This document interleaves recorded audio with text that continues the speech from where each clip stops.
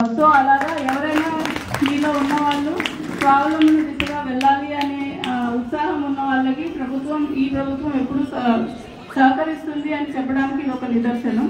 So అందరికీ నా శుభాకాంక్షలు తెలియజేస్తూ గౌరవ ఎమ్మెల్యే గారిని మాట్లాడవలసిందిగా కోరుతున్నాను.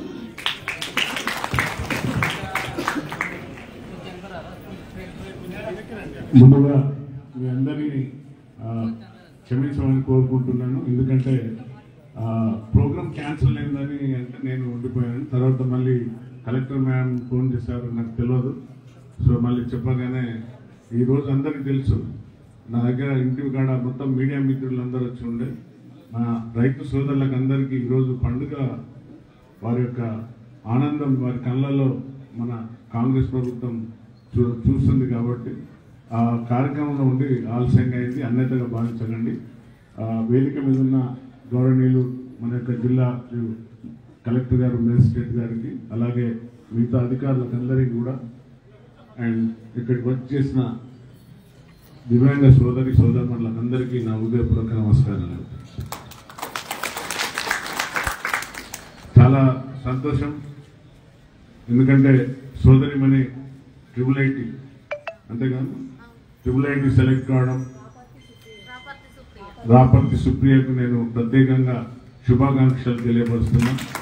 ఇంకా అమ్మాయి చదువుకొని మంచి, ఎందుకంటే ఇది ఒక ఛాలెంజ్ అమ్మ నీకు. సో నా దగ్గర కూడా వచ్చినట్టున్నాగా, ఇంటికి వచ్చినట్టున్నాడు, వచ్చిందా? ఇంటికి రాలేదు కదా? ఓకే. సో మీరు ఇంకా ఉన్నతమైన శిఖరాలకు వెళ్ళాలని దేవుడిని ప్రార్థిస్తున్నామా. నువ్వు తప్పనిసరిగా ఈ IIIT కాదు, ఛాలెంజ్గా తీసుకొని మన ఒక హైదరాబాద్లో మేడం పేరు నాకు గుర్తులేదు, IAS వదిలేసి అందరికి కోచింగ్ ఇస్తుంది మేడం.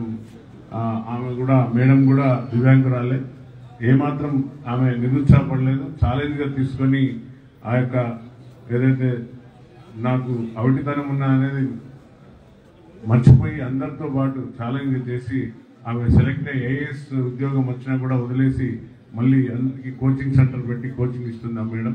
సో వారిని ఆదర్శంగా తీసుకోండి అమ్మా. మీరు ఏమాత్రం నిరుత్సాహపడద్దు. దివ్యాంగులు కూడా ఎవరు కూడా అయ్యో నాకు అవిటితనం ఉన్నదనేది కాదు, అది మన జన్యు లోపప్రాయంగా వచ్చినాయి తప్ప అది ఏదో శాపమో లేక ఇంకేదో కాదు. మనకు జన్యు లోపంతో వచ్చేటి. కొందరేమో పుట్టుకతో దివ్యాంగులు అయితే, మరి కొందరు మధ్యన యాక్సిడెంట్స్ వల్లనో లేక వివిధ కారణాల వల్ల దివ్యాంగులు అవుతుంటారు. సో తప్పనిసరిగా ప్రభుత్వం మిమ్మల్ని ఆదుకునే దిశగా ఉంది.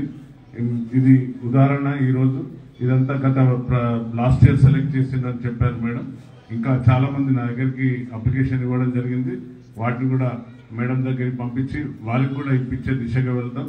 సో మీ అందరికీ మరొకసారి నా హృదయపూర్వక శుభాకాంక్షలు తెలుపు ముగిస్తున్నా. జై హింద్.